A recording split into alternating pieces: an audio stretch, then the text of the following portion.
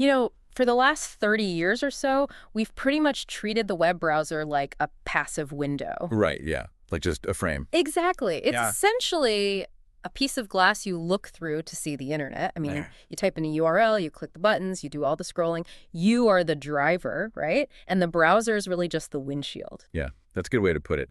The human is the engine of action there. Yeah. The browser just renders the pixels so you know where to steer. Right. But imagine waking up, sitting in your car, and the windshield just starts driving. Oh, man.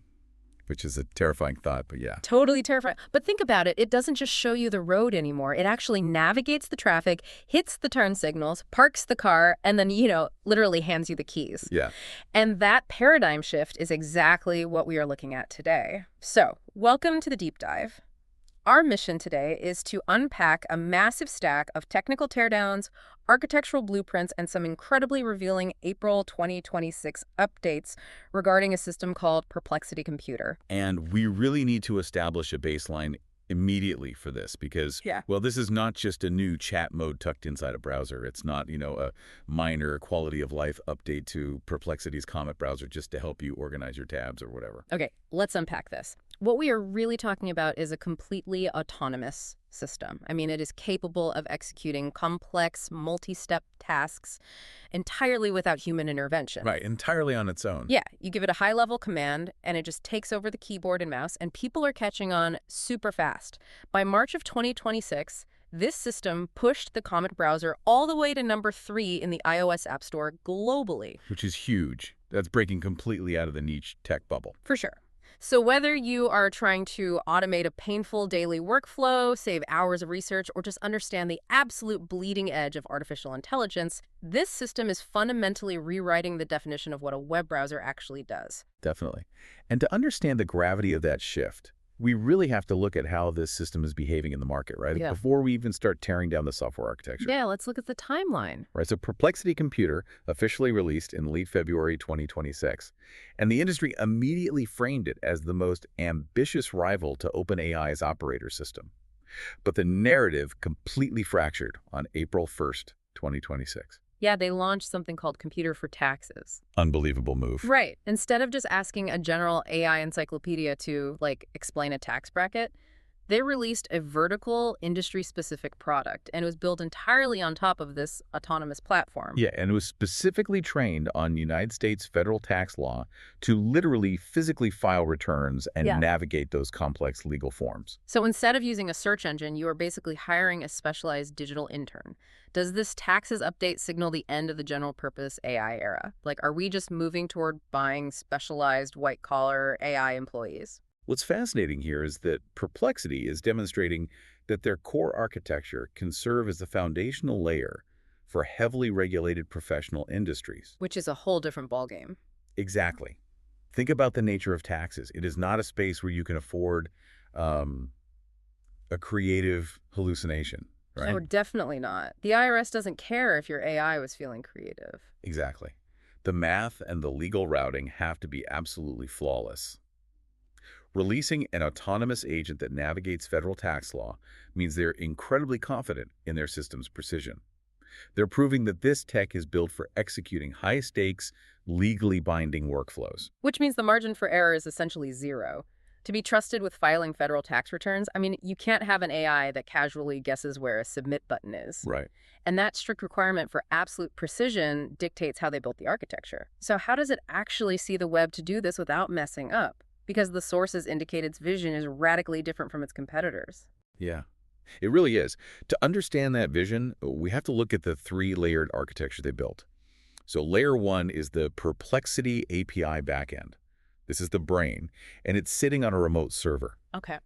It's where the AI model plans the tasks and reasons through the steps in real time.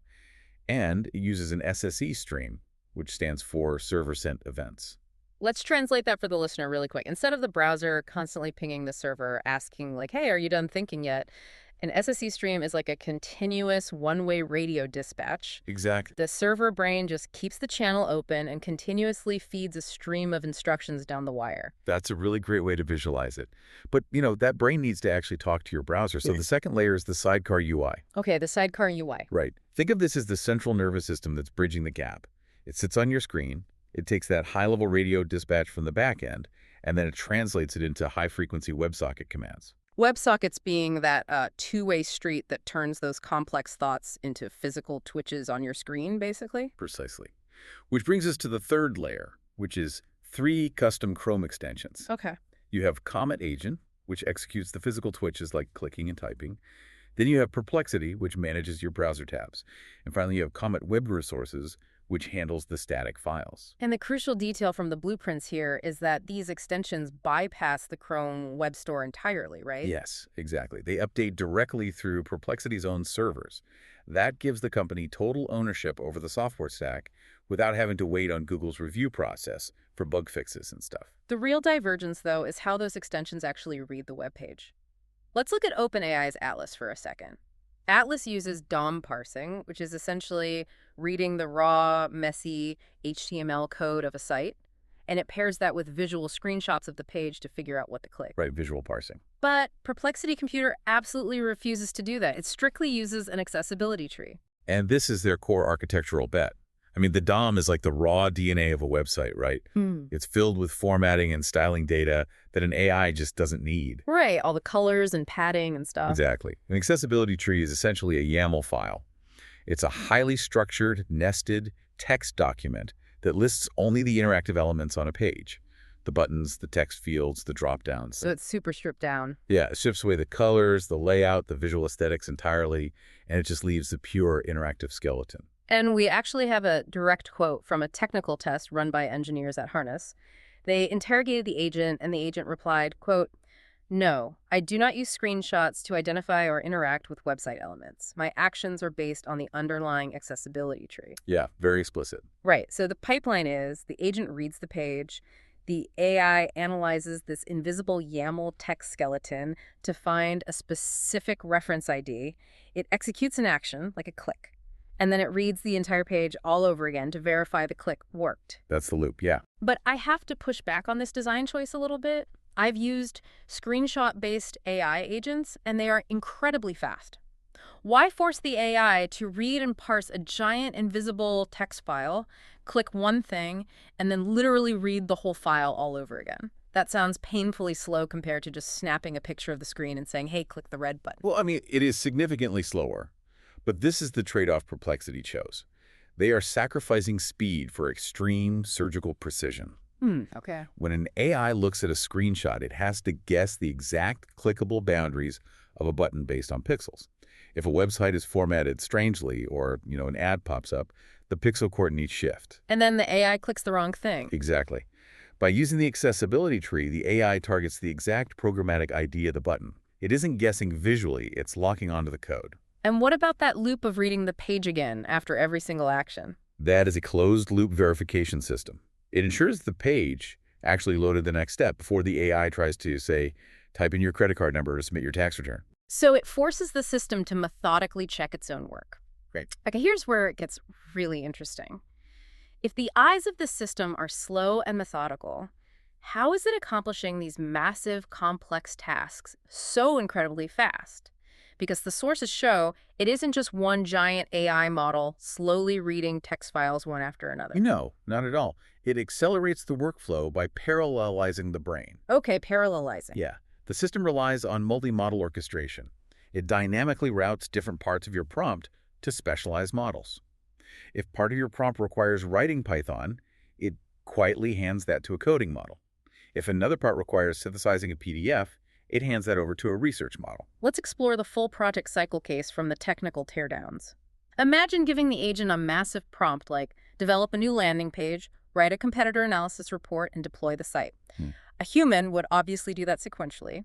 First you research, then you design, then you code. Right, step by step. But Perplexity Computer spins up specialized subagents that work in parallel. It creates a highly synchronized workflow.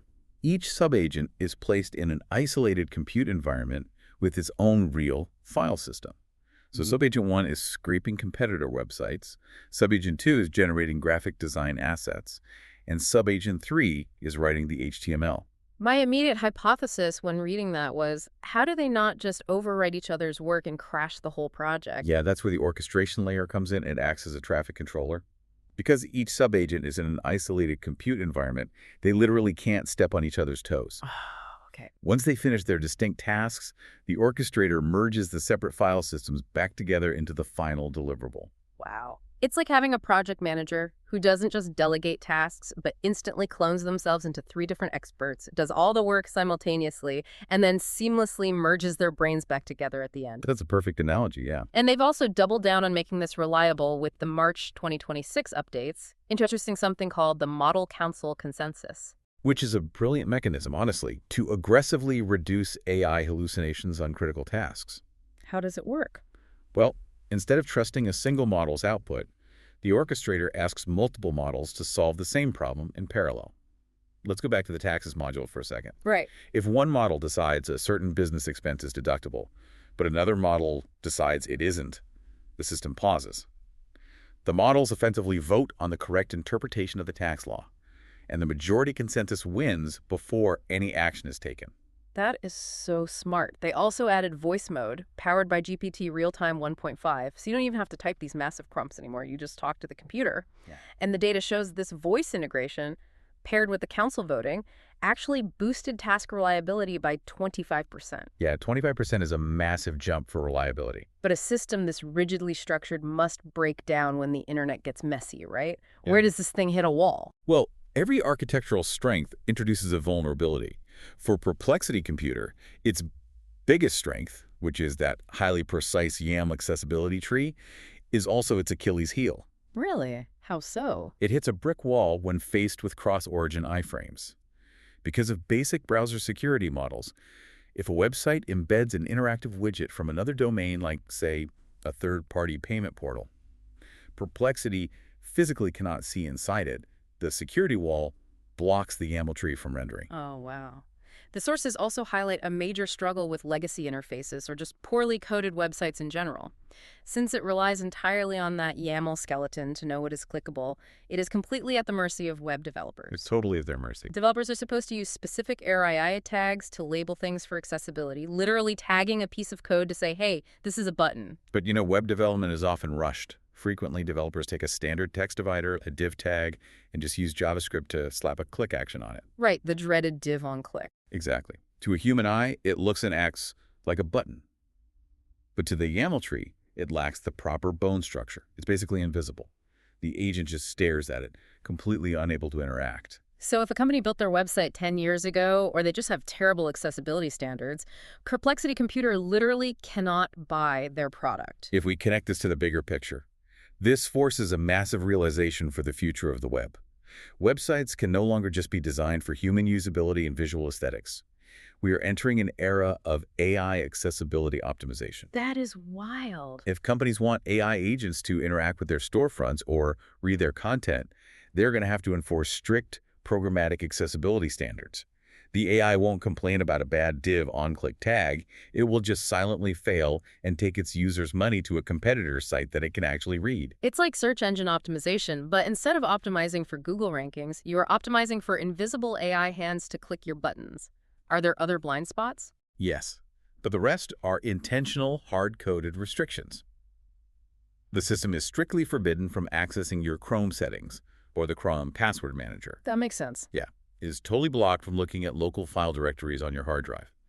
And you can also set up personal domain blacklists to explicitly tell the agent to never visit your banking portals, for example. Which ties perfectly into the privacy aspect of that YAML tree we discussed earlier. Because it doesn't take screenshots, no images of your screen ever go to Perplexity's server. And that's a massive distinction for corporate security. When you use a visual screenshot-based agent, it is essentially streaming a video of your desktop to a remote server. Right, which is a nightmare for IT departments. Exactly. If a Slack notification pops up with sensitive payroll information while the agent is working, the AI captures it. With Perplexity, only the YAML structure, the specific page text you ask it to read, and the WebSocket commands are transmitted. It is purely text in, text out. So, knowing how it thinks, what breaks it, and why it's secure, how can you, the listener, actually deploy this into your daily workflow? The real-world integrations show just how far this extends beyond a browser window. The real leverage comes from MCP, which is the Model Context Protocol. Perplexity rolled out an update called Bring Your Own Connector allowing the ecosystem to explode to over 400 MCP connectors. Wow, 400. Yeah, this allows the agent to bypass the browser interface entirely and plug directly into the software you already use, like GitHub, Notion, Shopify, and Slack. Let's walk through a painful, real-world scenario. Let's say you're a product manager. Your boss wants a comprehensive report on user feedback from the last month. Normally, you'd spend 4 hours manually clicking through the App Store, scraping Reddit threads, copying reviews from G2, clustering them by theme, and then formatting a Notion document. Right, super tedious. But with the MCP connectors, you don't even open a browser. You're sitting in a Slack channel. You tag the Perplexity bot and give it that prompt. And it just goes to work. Yep. The system instantly spins up those parallel subagents we talked about. One agent hits the App Store, one hits Reddit, one hits G2. They pull the data, the orchestrator uses AI to cluster the themes, and it uses the Notion connector to format the final document. The link literally drops into your Slack channel minutes later. That is incredible. It also runs continuously in the background for things like engineering monitoring, right? Yeah, exactly. You can point the agent at your production server URLs. If it detects a crash, it doesn't just alert you. It automatically pulls the server logs, summarizes the problem, and suggests an action plan to your engineering team. And it can even manage your Shopify inventory and update product cards directly through the MCP connector without you ever needing to generate or manage complex API keys. And if you have a workflow you execute every single week, you can use the custom AI skills feature. You simply record the scenario once, save the execution path, and run it as an everyday macro with a single click. It's basically the ultimate leverage. But leverage requires massive compute power, and that obviously comes with a cost. So what does this all mean for your wallet? Well, first, Perplexity Computer works seamlessly across web, Mac, PC, iOS, and Android, which is a significant advantage over OpenAI's Atlas, since that is currently locked to Mac only. Oh, that's a big deal. Yeah. However, there is no free tier for the computer features.